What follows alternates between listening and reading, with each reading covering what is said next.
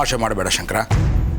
ನಗನಗ್ತಾ ಮದುವೆ ಮಾಡ್ಕೋಬೇಕು ನಿಜ, ಆದರೆ ಇಷ್ಟು ತಮಾಷೆ ಸರಿ ಅಲ್ಲ. ತಗೋ. ನಾನೇ ತಮಾಷೆ ಮಾಡಲಿ? ಇಂಥವಳನ್ನ ಮದುವೆ ಆಗೋದಕ್ಕೆ ನನಗೇನು ತಲೆ ಕೆಟ್ಟಿದ್ಯಾ?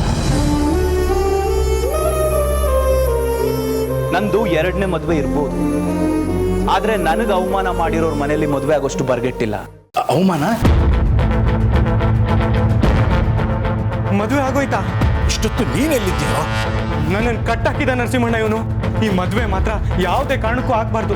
ನಮ್ಮ ಅಕ್ಕನಂತೂ ಇವನ್ಗಂತೂ ಕೊಡಲ್ಲ. ಎಂತ ದೊಡ್ಡ ನೀಚ ಗೊತ್ತಾ ಇವನು. ನೋಡಿ ನೋಡಿ ಹೇಗೆ ನಗ್ತಾ ಇದ್ದಾನೆ ನೋಡಿ.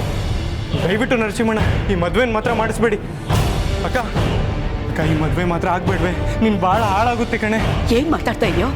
ನಾವೆಲ್ಲ ಮದುವೆ ಚೆನ್ನಾಗಲಿ ಅಂತ ದೇವ್ರ ಹತ್ರ ಬೇಡ್ಕೊತಾ ಇದ್ರೆ ಮತ್ತೆ ಏನೋ ನಿಂದು ಮುಚ್ಚು ಬಾಯಿ. ಸುಮ್ಮನೆ ಇರಕ್ಕಾಗಲ್ವೇನೋ? ಮೊದಲೇ ಪರಿಸ್ಥಿತಿ ಹದಗೆಟ್ಟಿದೆ. ಅವ್ರ ಮದ್ವೆ ಆಗಲ್ಲ ಅಂತಿದ್ದಾರೆ. ನಿನ್ ಬಂದು ಸೊಪ್ಪು ಹಾಕೋದಿಕ್ಕೆ ಆಗಲ್ವಂತ? ಒಳ್ಳೇದಾಯ್ತು. ಸುಮ್ಮನಿರೋ ಸೊಬ್ಬ. ಶಂಕರ, ಅವಮಾನಕ್ಕೂ ಮದುವೆಗೂ ಏನು ಸಂಬಂಧ? ಮೊದಲು ಹಾರ, ಮದುವೆ ನಡೆಸ್ಕೊಡು.